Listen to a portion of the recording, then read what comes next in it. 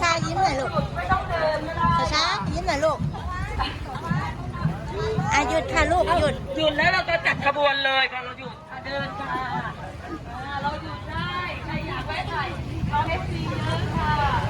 เหลือไม่ต้องห่วงทำได้ตลอดเวลาเดินเลยค่ะ